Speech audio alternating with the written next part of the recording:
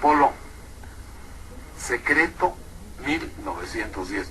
¿Qué no estaba ya todo escrito? Bueno, es un punto muy importante, porque muchos hasta me han dicho, bueno, no es tan secreto, dado que algunos lo conocían. Entonces, lo que yo siempre he pensado es lo siguiente: un secreto no es algo que no conozca nadie, en su caso ni siquiera es información. Un secreto es algo que incumbe a millones y lo saben muy pocos. Entonces, ese es el planteamiento. En la portada del libro, la frase de llamada, por decirlo así, es: el gobierno lo sabe, los historiadores lo saben, pero la mayor parte de la gente no lo sabe. La Revolución Mexicana no fue planeada en México. Y precisamente el punto es que sí hay una cantidad, creo yo, muy reducida de historiadores que verdaderamente se han puesto a investigar el trasfondo internacional y financiero que hubo detrás de la Revolución Mexicana. Pero en general, los mexicanos hemos sido educados en un verdadero cuento en el cual un joven, por puro idealismo, Francisco Madero, sin tener la más mínima preparación militar o de estrategia, él nunca había dirigido una tropa, no había matado a una persona, y nos habían dicho que de repente él levantó un país y tiró al hombre más poderoso que ha gobernado este país en su historia. Incluso yo creo que ni los tlatoanis aztecas llegaron a acumular el poder que tuvo Porfirio Díaz. Entonces creo que todos hemos percibido alguna vez en nuestro interior que todo esto no cuadraba, y lo que yo hice, pues con la obsesión de entender la verdad, porque un antepasado mío está involucrado y murió el 9 de febrero de 1913, fue ver qué es lo que realmente ocurrió. Y pues sí, la realidad es que está lleno de connotaciones internacionales, financieras, previas al inicio de la Primera Guerra Mundial, donde se explica la Revolución Mexicana. Y hay muy pocos libros donde realmente aparezca esto tal como realmente sucedió. O sea, el ajedrez del mundo que se acabó librando aquí. Es una especie como de mito el que se conoce entonces de la Revolución Mexicana, o una condición un tanto, no sé, romántica, más que un análisis serio de los elementos que la fueron conformando y configurando, ¿no? Pues sí, porque la mayor parte de la historia que hemos conocido, donde los protagonistas son Madero y Carranza y todo, es como si México fuera una isla en el mundo. Todo fue obra de mexicanos, como si no hubiera habido el inicio de una guerra mundial. Por ejemplo, un evento que desbalanceó todo el mundo, que fue el rápido surgimiento de Alemania, que 40 años atrás de esa fecha, de 1910, 50 años atrás, ni siquiera existía como país, y que por un cambio increíble en la economía mundial y en la política se empezó a armar como un imperio en crecimiento, Alemania, y esto cambió toda la balanza del poder, porque Inglaterra, que había sido el dueño de los mares y de todo, sí, el imperio más grande del mundo, de repente estaban a punto de entrar en una colisión tremenda. Y lo que Alemania había logrado, a diferencia de Inglaterra, es que había desarrollado una flota que ya trabajaba con la nueva tecnología, que era el petróleo, y sus barcos y submarinos eran 4 nudos más veloces que los que tenía Inglaterra. E Inglaterra no tenía petróleo. En todos sus vastos imperios y colonias, en todos los continentes, lo que no tenía era petróleo. Entonces esto hizo que se volviera una imperiosa necesidad para salvarse como imperio, de ser invadido por Alemania, era conseguir los suministros. Y eso fue el detonador de todo lo que hoy conocemos como Revolución Mexicana, porque Inglaterra, en su desesperación de encontrar fuentes de petróleo, encargó pues digamos, al alfil más importante entonces, que era Winston Churchill, siendo joven, le tocó la responsabilidad de encontrar esas fuentes, y la encontró en México, y envió a una persona a asociarse con Porfirio Díaz, que era Lord Cordray, Whitman Pearson. Ese momento en que entró este hombre por decirlo así, a fraternizar con Porfirio Díaz, e impulsar y convertir de alguna manera a México en una especie de protectorado británico para fines de petróleo, eso fue lo que despertó la alarma en los Estados Unidos, que desembocó finalmente en buscar cómo meter aquí armamento y dinero para que alguien derrocara a Porfirio Díaz. Eso es de lo que se trata Secreto 1910. Interesante, porque es Estados Unidos el que está detrás del movimiento revolucionario, por lo visto, ¿no? Sí. Sí, de hecho, una de los datos que creo yo que faltaba en los libros de historia, aunque tangencial, bueno, yo admiro mucho autores como Francisco Martí Moreno, que creo que es el que más se ha aproximado realmente a desentrañar todo este misterio que hay detrás de qué es lo que vino aquí a causar este efecto dominó que en México acabó desencadenando 20 años de guerra y sangre. Pero en este libro el dato crucial es que en verdad están documentados con memorándums del Departamento de Estado de los Estados Unidos, la intervención directa para asignar a los Madero, a los hermanos Francisco y Gustavo, un elemento de allá del Departamento de Estado de los Estados Unidos, que era un hombre experto en crear guerrillas en países de América Latina, el señor Sherburne Gillette Hopkins, un hombre que en nuestra historia ni siquiera lo sabe nadie. Bueno, lo saben algunos historiadores, pero la gente no. Este hombre fue el que armó toda la parafernalia militar que hizo que algunos movimientos aislados, como era el de Zapata, el de Orozco, el de Villa, que eran como hoy sería el EPR, por decirlo así, pero el que se encargó de profesionalizarlos, de hacer que pudieran realmente tener la operatividad para derrocar a un gobierno, fue este hombre, y con dinero de una gran petrolera, que era la que estaba básicamente auspiciando al gobierno de los Estados Unidos, que era la empresa Standard Oil. De hecho, a Estados Unidos le empezó a preocupar la posibilidad de que México se convirtiera en un país poderoso y rico por las inversiones europeas, sobre todo la alemana y la británica y todas las demás, ¿no? Exacto. Sí, precisamente, ya estaban enojados desde mucho con Porfirio Díaz, porque Porfirio Díaz había llegado a tener el sueño, pues como lo llegó a tener después Carlos Salinas, que es el de verdad, ya romper esta dependencia tan tremenda con los Estados Unidos en términos comerciales y todo, y empezó a abrir puentes con Europa e incluso con Asia. Y bueno, pues los Estados Unidos empezaron a notar signos de gran peligro. De hecho, en ese momento había elementos introducidos por Japón, soldados que se estaban acumulando en la frontera norte de México, es decir, y estos elementos estaban ahí, al menos a juicio de la embajada de Alemania, para eventualmente una guerra que Japón tenía programada con los Estados Unidos, utilizando a México como el puente para introducir a los soldados. O sea, realmente México fue un punto increíblemente más importante para las potencias que estaban a punto de entrar a una guerra de lo que hemos llegado a suponer en lo general, ¿no? Los mexicanos. Era una nación considerada más bien como un elemento, un alfil o un peón dentro de del tablero del ajedrez mundial, ¿no? Sí, exactamente. Primeramente por su cercanía a los Estados Unidos. De hecho, un embajador alemán llegó a decir, fue Paul von Hinze, que de hecho es un personaje clave en Secreto 1910, es uno de los protagonistas. Él llegó a hacer el comentario: aquel que quisiera invadir a los Estados Unidos, lo primero que tiene que hacer es tener de amigo al gobierno de México, y tiene una frontera gigantesca para por donde quiera meter tropas.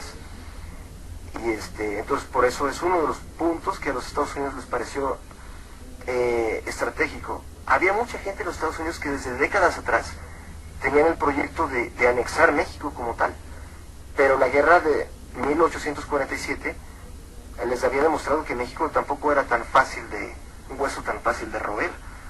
Pero el punto clave fue cuando, digamos, a partir de finales del siglo XIX, se descubrió el petróleo en Ohio y demás, y empezó a verse, ya pasando de los científicos, ahora sí a los industriales, darse cuenta de que estaba a punto de cambiar el mundo, porque el petróleo realmente era 3 veces más eficaz que el carbón.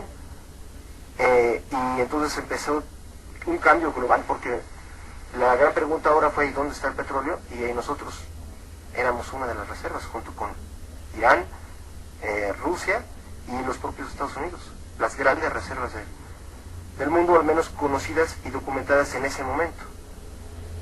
Y México comenzó a realmente ser un objeto de interés para todos.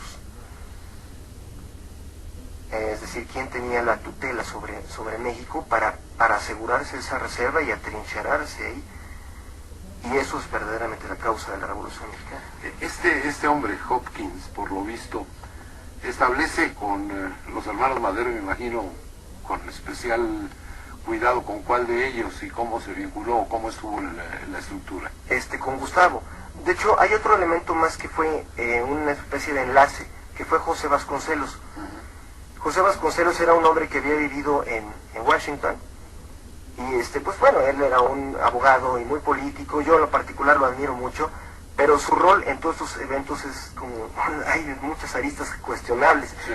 pero básicamente él fue el vínculo, porque en Washington se asoció al despacho de Hopkins, que se llama Hopkins and Hopkins, y este hombre Hopkins era amigo de la esposa del presidente William Taft. Y bueno, además todo Hopkins trabajaba para el Departamento de la Defensa y había estado detrás de varias insurrecciones en América Latina. Entonces, Vasconcelos de alguna manera ligó a Hopkins con Gustavo Madero principalmente, y Gustavo Madero fue el que se encargó de todas las transacciones. Uno de los documentos que aparece en el secreto en 1910 es precisamente el recibo de $50,000 que pagó Gustavo a este hombre Hopkins, y textualmente dice este contrato, dice que el gobierno, que la familia Madero se comprometía a hacerle un pago mucho mayor, que era, en este instante no tengo el número, en la cantidad en dólares, pero era esta cifra, a pagarse a Sherburne Gillette Hopkins por sus servicios para hacer la Revolución Mexicana, tal cual, y que solamente sería efectivo ese pago si de hecho derrocasen al gobierno de Porfirio Díaz y se hiciera efectivo que Francisco Madero asumiera la presidencia. Por decirlo así, si fallaba la actividad de Hopkins, no se pagaba nada. Pero una de las actividades de Hopkins precisamente fue... Hopkins era un hombre muy versátil, era lo que hoy sería un agente de la CIA, porque su tarea no nada más era ir a entrenar a los soldados, a los levantados. Sí, a los levantados, dándoles armas, dándoles estrategia militar, sino también asegurarles la provisión de armamento, asegurar los ríos de armamento desde Estados Unidos y desde China, pero que eran armas que venían por parte de los Estados Unidos, entrando desde diferentes fuentes. Y también se aseguró él de buscar los financiamientos. Los financiamientos básicamente fueron $500,000, al menos eso es lo que está documentado, por parte de la empresa Standard Oil, que hoy se llama ExxonMobil, y que entonces era comandada por el señor John D. Rockefeller. Fue una actividad que John Rockefeller nunca admitió él haber dado instrucciones. No le convenía desde el punto de vista de la hipocresía de la moral gringa. Exactamente. Para eso él tenía un operador llamado John Ashworth, que era el verdadero operador de la empresa. Él era su tarea era que todo obstáculo para Standard Oil de convertir un gran territorio en mercado para vender gasolinas o el queroseno, o bien como un campo de explotación para extraer petróleo, él se aseguraría de que políticamente no hubiera problema, que significaría comprar a los senadores o diputados o congresistas de dicho país, o meterlos incluso dándoles acciones de la empresa, cosa que era un hábito común que hacía John Ashworth. Otra de las actividades era, pues, si había un gobierno que estorbara, pues negociar con él o quitarlo. Y para eso involucrar al propio gobierno de los Estados Unidos, que básicamente operaba para ellos. El señor William Taft había sido colocado por la empresa de John Rockefeller. Entonces, básicamente, en esta telaraña, digamos, Sherburne Gillette Hopkins vendría a ser un verdadero operador de bajo nivel inclusive, pero que él a su vez era abogado de la empresa Walter Spears, que en México era la más importante distribuidora de queroseno de Standard Oil, hasta antes de que los ingleses metieran su pie en México. Cuando los ingleses metieron su pie a través de Lord Cowdray, que creó la empresa llamada El Águila, y que hoy se llama Pemex, ¿no? Por llamarse de alguna forma. Exactamente. Fue cuando empezó toda esta increíble actividad en que Walter Pierce puso el foco de alarma, porque en la empresa que habían introducido los británicos, que era el Águila, estaba distribuyendo el queroseno a un precio muy inferior, con la idea de tronar a Walter Pierce. Entonces, Walter Pierce, que era subsidiaria de Standard Oil, pues fue donde activó la alarma. Hasta aquí dijo. Exacto, de hecho, había comunicados que fluían hasta Broadway 26, que era la sede de Standard Oil, y su contraparte, o sea, en la parte de atrás de ese mismo edificio, no me acuerdo exactamente el nombre de esa calle, pero es donde estaba la fachada de Walter Pierce. Entonces, finalmente, todo este rollo, toda esta telaraña es la que acabó pues buscando a quien adoptar como un líder que pudiera encabezar el movimiento y darle armas, darle entrenamiento y que él derrocara a Díaz. Pensaron que este era Madero. Sí, y de hecho, bueno, hay un dato que es el que a mí me orilló a empezar esta investigación. Esa invitación primero se le habían hecho a mi tatarabuelo, Bernardo Reyes, que había sido gobernador de Nuevo León, que había sido candidato había sido un precandidato, por decirlo así, a la presidencia para suceder a Porfirio Díaz, pero Porfirio Díaz no quiso que fuera él. Él no fue el tapado, por decirlo, sí, ¿no? Y lo exilió, y después, bueno, los Estados Unidos hicieron un llamamiento informal a Bernardo Reyes, que estaba en Francia, y le hicieron la clave era, compra zapatos, en un telegrama, y si decía sí compro zapatos, significaba sí, acepto. Implicaría que él iba a ser el elegido por esa compañía y por el gobierno de los Estados Unidos para ser la cabeza que derrocara a Porfirio Díaz. ¿Lo mató su soberbia? Bueno, es una gran pregunta. Sí, era muy soberbio, en efecto, Bernardo Reyes, pero básicamente creo yo que, bueno, y esto ya es porque por medio de la familia esta información es como ha llegado, fue su hija quien lo acabó de convencer de no aceptar esa oferta. Él no quería, porque él siempre consideró que si alguien aceptaba dinero de otro país para llegar a poder en México, iba a trabajar para ese otro país, y que México merecía algún día tener un líder que obedeciera solamente al pueblo de México y que lo llevara a la grandeza, como él había llevado la grandeza a Nuevo León. Sí. Él creó la capital, Monterrey, en un centro industrial de México y financiero y del mundo. Y él en sí no estaba inclinado a aceptar esa propuesta, pero su hija Otilia, que es mi bisabuela, le dijo: papá, ¿cómo crees tú tienes ideales, no los vas a traicionar en este momento? Y él declinó. Entonces, pues, suponemos que el relámpago buscó otro pararrayos, y fue la familia Madero. Y así fue. Solo que Madero era un hombre muy débil, aunque yo lo admiro por su idealismo, no dudo de los ideales del propio Francisco Madero, pero fue su padre el que realmente hizo todo. De hecho, Francisco Madero, papá, estaba en Washington en el momento en que estaban los 5 barcos destructores en los puertos de México, amenazando a Porfirio Díaz de que si no renunciaba, iba a haber ya una acción militar por parte de Estados Unidos. Y mientras estaba el hijo, Francisco Madero, en Ciudad Juárez llegando, y lo que nos han hecho creer es que Porfirio Díaz renunció por ese joven que estaba ahí. Y no, ya estaba todo armado para que él se fuera. Era ya una instrucción, váyase ya. Y bueno, pues así fue. Bueno, digo, me voy a salir un poquito de esto. ¿Cómo es posible que esto que tú nos platicas con tal contundencia y conocimiento no haya hecho mella en la mentalidad de los gobiernos sucesivos de México para darse cuenta de cuál es la actitud que ha mantenido siempre Estados Unidos en relación a México? Bueno, pues es que ese es el punto importante, efectivamente.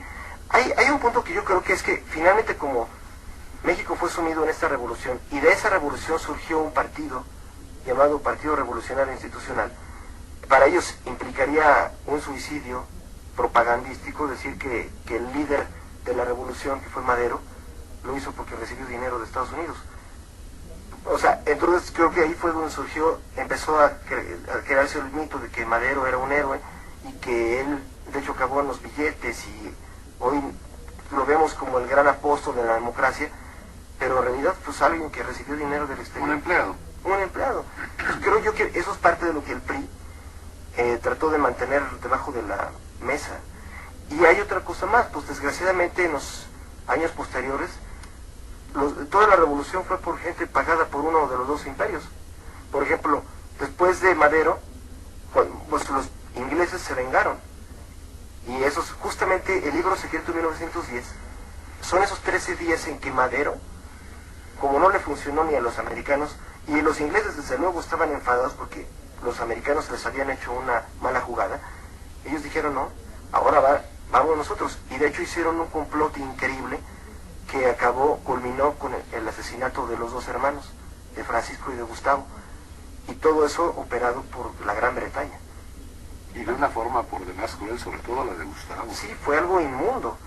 Inmundo, le arrancaron, ella era tuerto y le arrancaron el único ojo, y además un sacrificio que parece casi como de la Biblia. Así le escupieron. Y al propio Francisco pues lo tuvieron engañado, y a la mera hora todo este acto de traición fue tan increíble por parte de la Gran Bretaña que el propio embajador de los Estados Unidos, Henry Lane Wilson, que fue el que orquestó todo este debacle de los Madero, y empezó a comprar a todos los que los rodeaban para que se les voltearan.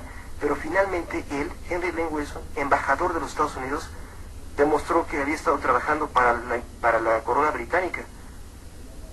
Fue una jugada increíble de los británicos. O sea, usaron a propios americanos para dar ese golpe increíble. Que lo que hizo fue que quedara aquí Victoriano Huerta, y Victoriano Huerta lo que hizo fue otra vez darle todos los privilegios a la Compañía del Águila británica. Y el señor Lord Cowdray, que hoy es famoso porque además el hospital ABC se llama así por él. Entonces es uno de los legados buenos, por decirlo así, de él. Pero en fin, él se pero caro. Carísimo. De verdad que sí. Pero además de todo, pues este hombre, Lord Cowdray, se agasajó porque él acabó celebrando su gran victoria de darle este golpe a los Estados Unidos, festejándolo con el embajador Henry Lane Wilson en la embajada, porque fue el mismísimo día en que mataron a Madero, era el 22 de febrero, que es el último día de esta novela, Secreto 1910. Entonces, el 22 de febrero, digamos que en la noche, fue el momento en que, a las 10 de la noche, si no recuerdo en ese momento, 10 o 10 y media de la noche fue cuando fue asesinado Madero, cuando lo estaban transfiriendo de la celda en que lo tenían en el Palacio Nacional a la penitenciaría, donde supuestamente ya lo iban a recluir. Mientras se daba este asesinato, estaba ocurriendo una fiesta, una gala en la Embajada de los Estados Unidos, porque era el 22 de febrero, día que es el aniversario de George Washington. Y entonces ahí, celebrando todo en la crema innata de México, y el señor Lord Cowdray, inglés, y abrazado del señor Henry Lane Wilson, embajador americano, festejando su triunfo. Pero lo curioso es que esto generó unas olas tremendas en Estados Unidos, porque los americanos se dieron cuenta de que el embajador de México estaba actuando contra Estados Unidos. Y todo esto acabó en una historia tremenda, porque se dieron cuenta que el propio presidente William Taft, que aparece en la portada del libro, también estaba asociado a los ingleses, y él había auspiciado en contra del propio Congreso americano todo lo que estaba haciendo aquí en México Henry Lane Wilson. Eran compañeros ellos dos y amigos.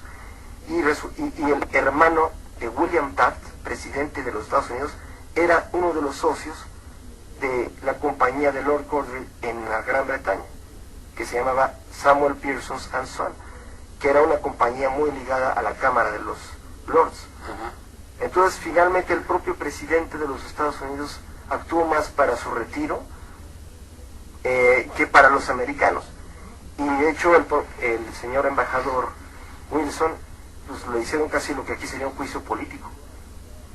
Porque además algo que es, en toda esta historia tan pesadilla, estaba ocurriendo un cambio de gobierno en Estados Unidos, porque se estaba yendo ya William Taft, que era republicano, y le quedaban 2 semanas para dejar el poder.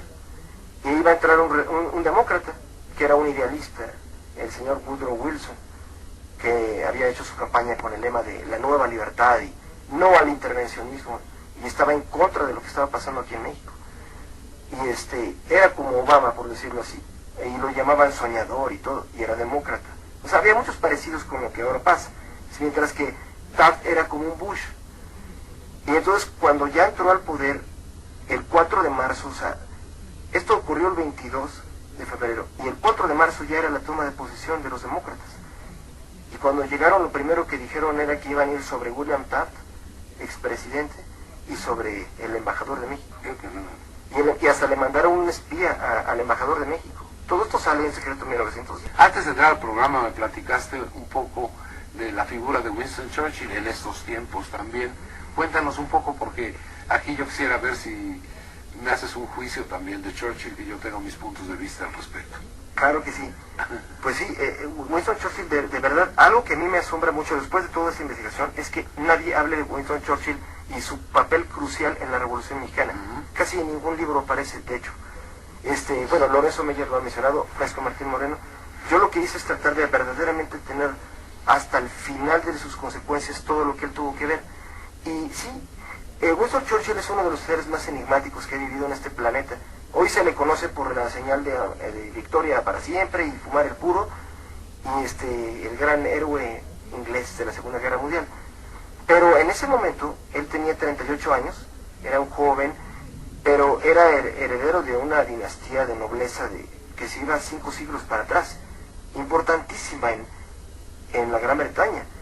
Los famosos, la casa de Marlborough, muchos de ellos importantes en el surgimiento de la masonería mundial. Aunque él decía que él despreciaba la cosa masónica, pero hay mucho que ver con todo esto. El asunto de Churchill es que en esa época, a sus 38 años, él era, su cargo era el del primer lord del almirantazgo británico, cuya función básicamente es el responsable de las fuerzas navales del Imperio Británico. Es decir, controlar toda la flota de barcos de guerra. Entonces, su rol en todo este asunto de la Revolución Mexicana, que para ellos México fue uno más de muchas actividades de inteligencia que le tocó a él implementar. Que, bueno, dicho sea de paso, esta misión para el joven Churchill está documentada en la Gaceta de Londres en un número de 1908, en donde, de 1888, en donde básicamente la Gaceta de Londres era como el diario oficial de México, y básicamente está ahí el edicto en el que se responsabiliza a Winston Churchill como primer lord del almirantazgo británico y a Archibald Fisher, que en ese momento fue nominado para una nueva comisión dependiente de Churchill, aunque era mucho más joven que él, que era la Comisión Real Británica para la búsqueda de fuentes de petróleo. El trasfondo de este edicto que dio el rey Jorge V era en vista de una eventual guerra con Alemania que puede ocurrir en cualquier momento, y en consideración de que Alemania está desarrollando una flota de una nueva tecnología llamada submarino, que está diseñada para desde abajo tronar a los barcos, que era la fuerza de la Gran Bretaña, y que Gran Bretaña no tenía submarinos, pero además en vista de que los alemanes ya estaban, toda su flota y sus submarinos operaban con petróleo, lo cual hacía 4 nudos más veloces que los británicos, ese edicto hace responsable a Churchill de 2 cosas. Una, transformar toda la flota británica a petróleo, cueste lo que cueste y lo que lleve. Él fue responsable de la creación de un nuevo tipo de navío, de fortalezas flotantes, que se llamaron Dreadnought, que tiene que ver la palabra con miedo, ¿no? Y él creó todo un sistema de torretas nuevo que no existía, pero su segunda misión era precisamente esa: garantizar para el Imperio Británico provisionamiento de petróleo para siempre.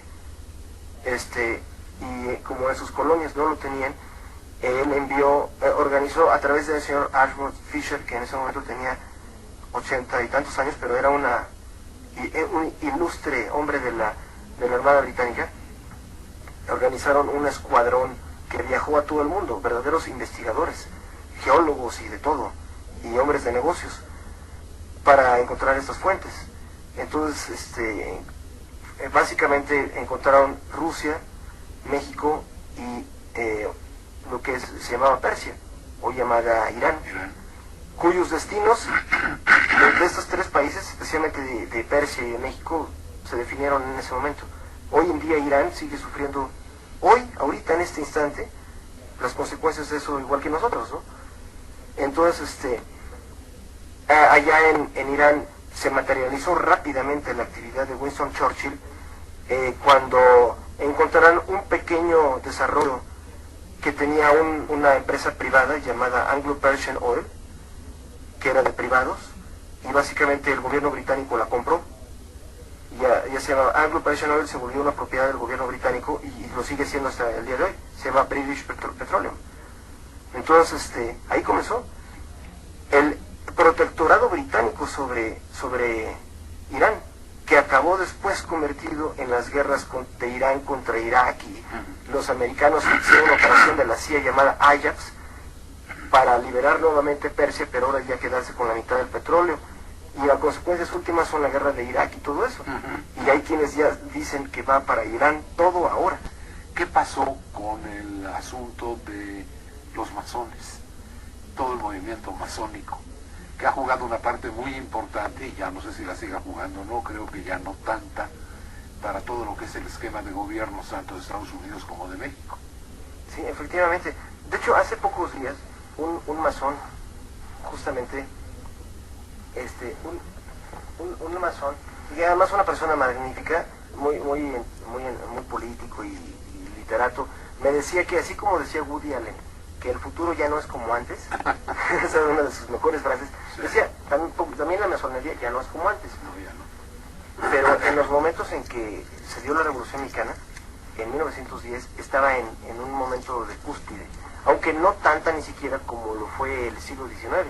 Que básicamente toda nuestra historia, desde que fuimos independientes hasta que entró Porfirio Díaz al poder, aquí se dio una guerra tremenda entre mexicanos, controlados por los dos ritos masónicos que predominaban, que eran uno, el famoso rito escocés, que existía desde antes incluso que la independencia, y que estaba ligado a Europa, básicamente a Inglaterra, Francia e incluso a España.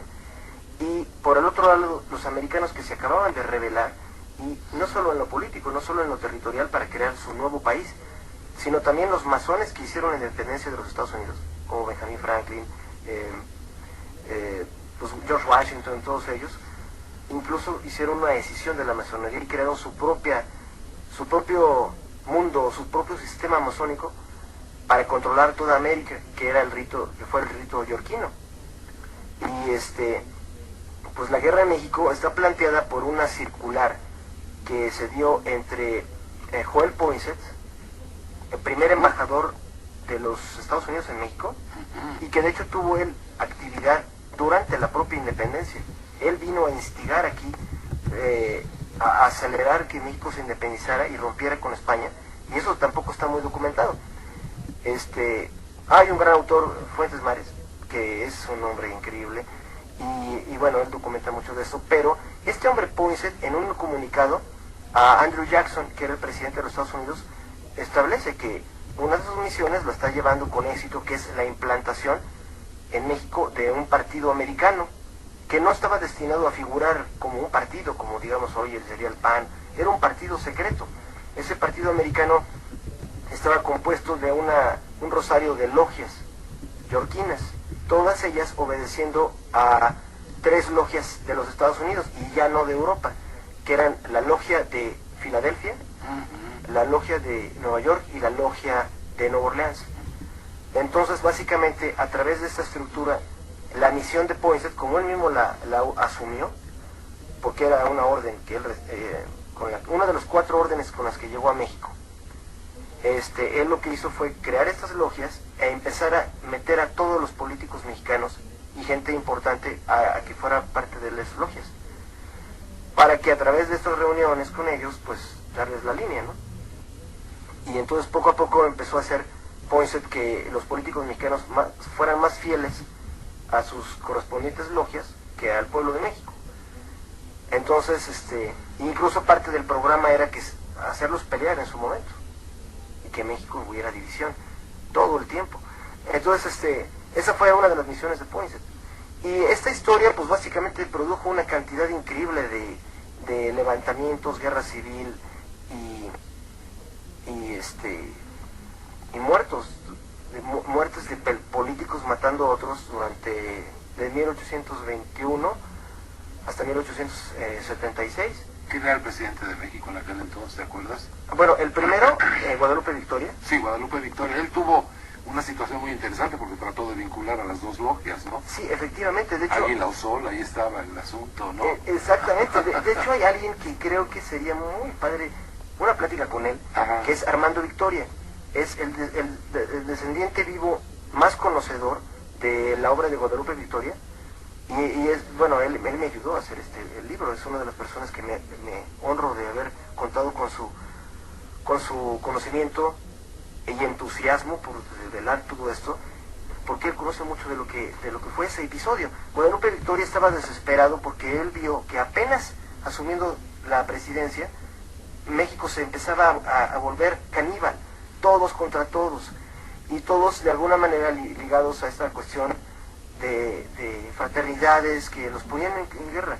Entonces en el Congreso, de hecho está documentado que llegó a caerle alguna lágrima cuando dijo, ¿por qué no nos podemos unir?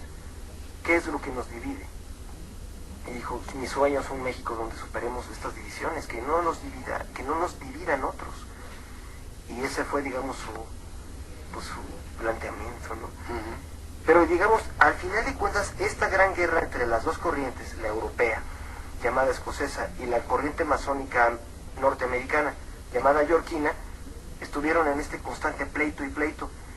Y de hecho, por ejemplo, hay fenómenos que también en la historia ameritan hasta película, ¿no? Por ejemplo, Maximiliano.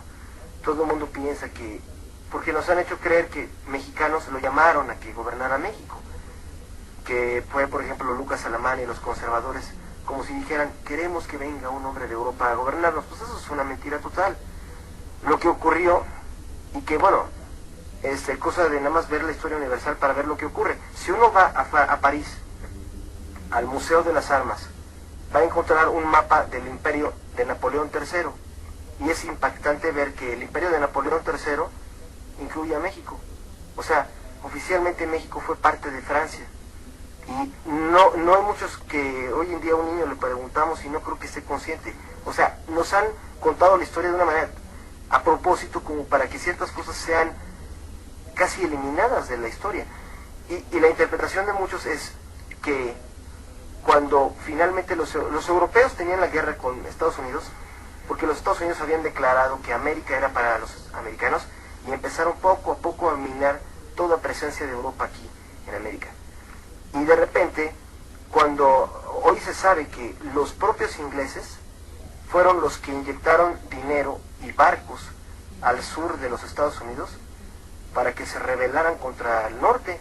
O sea, la guerra civil americana fue promovida por Inglaterra para romper Estados Unidos y volver a entrar toda Europa a América y empezar a beber de aquí, por decirlo así. Hombre, fue terrible. Pero además es lógico lo que dices de que Napoleón nos considerara parte, porque era Pepe Botella y todo eso, ¿no? Sí.